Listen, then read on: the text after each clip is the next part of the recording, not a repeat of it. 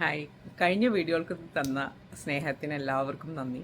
അപ്പോൾ കഴിഞ്ഞ ട്രാൻസ്ഫോർമേഷൻ വീഡിയോയിൽ കുറേ പേര് എന്നോട് DM ആയിട്ട് എങ്ങനെയാണ് ഇത് സാധിച്ചത്, കുറച്ച് ടിപ്സൊക്കെ പറഞ്ഞു തരാൻ പറ്റുമോ, ഹെൽപ്പ് ചെയ്യാൻ പറ്റുമോ എന്നൊക്കെ ചോദിച്ചിരുന്നു.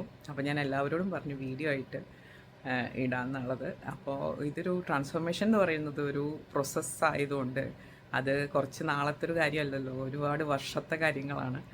അപ്പോൾ ചെറിയ ചെറിയ വീഡിയോസായിട്ട് അതിൻ്റെ എന്നെ ഹെൽപ്പ് ചെയ്ത കാര്യങ്ങൾ കുറച്ച് പേർക്കെങ്കിലും സഹായമാവുമെങ്കിൽ അതെനിക്ക് ഏറ്റവും സന്തോഷമുള്ള കാര്യമാണ്.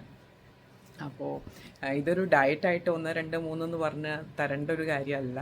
അതിൽ ഞാൻ കുറേ മിസ്റ്റേക്കുകൾ ചെയ്തിട്ടുണ്ട്, കുറേ കാര്യങ്ങൾ പഠിച്ചിട്ടുണ്ട്. അതിപ്പോൾ എൻ്റെ വെയിറ്റ് കുറയ്ക്കുന്നത് മാത്രമല്ല, സ്കിൻ കെയർ ആണെങ്കിലും അല്ലെങ്കിൽ എന്താ പറയുക, മേക്കപ്പ് ആണെങ്കിലും അങ്ങനെ എല്ലാ കാര്യത്തിലും. അപ്പോൾ ആദ്യം തന്നെ തുടങ്ങാം.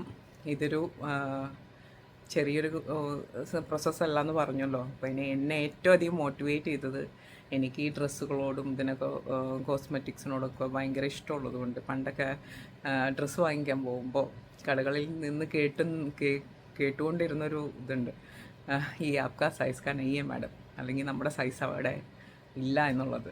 അത് ഭയങ്കര ഒരു ചങ്കി കുത്തുന്നൊരു കാര്യമായിട്ട് എനിക്ക് ഫീൽ ചെയ്തിരുന്നു. അത് പലർക്കും മനസ്സിലാക്കാൻ പറ്റുമെന്ന് വിചാരിക്കുന്നു.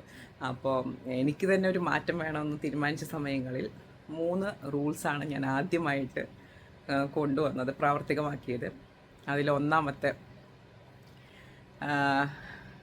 സെൽഫ് ലവാണ്. അതായത് find time for your self. നമ്മൾ ആദ്യം നമുക്ക് സമയം കൊടുക്കണം, നമ്മളെ സ്നേഹിക്കണം. എന്നാലേ മറ്റുള്ളവരിൽ നിന്ന് നമുക്കത് എക്സ്പെക്റ്റ് ചെയ്യാൻ പറ്റുള്ളൂ. അപ്പോൾ കുറച്ച് എത്രയൊക്കെ തിരക്കുള്ളവരാണെങ്കിലും കുറച്ച് സമയമെങ്കിലും, അരമണിക്കൂർ 1 മണിക്കൂറെങ്കിലും നമ്മൾക്ക് വേണ്ടി കണ്ടെത്തണം. അതിപ്പോൾ രാത്രിയാവാം, രാവിലെ ആവാം. പക്ഷെ നമ്മുടെ ഉറക്കം കുറച്ചിട്ടാണെങ്കിലും അല്ലെങ്കിൽ എങ്ങനെയെങ്കിലൊക്കെ അഡ്ജസ്റ്റ് ചെയ്തിട്ടാണെങ്കിലും നമുക്ക് ഇമ്പോർട്ടൻ്റ് ആയിട്ടുള്ളൊരു വർക്കാണെങ്കിൽ നമ്മളത് ചെയ്തിരിക്കില്ലേ, അതുപോലെ നമുക്ക് വേണ്ടി സമയം കണ്ടെത്തുക. രണ്ടാമത്തെ കാര്യം, നമുക്ക് വേണ്ടുന്ന ഭക്ഷണം അതൊരു ഡയറ്റ് ക്രമീകരിച്ച് നമ്മൾ തീരുമാനിച്ച് നമ്മൾ തന്നെ പാചകം ചെയ്യുക, മറ്റൊരാളെ ഏൽപ്പിക്കാതിരിക്കുക.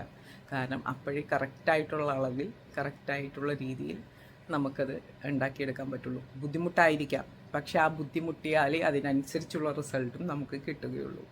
മൂന്നാമത്തെ കാര്യം, നമ്മളുടെ ഭർത്താക്കന്മാരോ കുട്ടികളോ കഴിച്ചതിൻ്റെ ബാക്കി കഴിക്കുന്ന ആ ശീലം വേണ്ടെന്ന് വയ്ക്കുക. തീർച്ചയായിട്ടും അവർ ആ കഴിച്ചത് ബാക്കി വന്നാൽ അത്രയേ ഉള്ളൂ.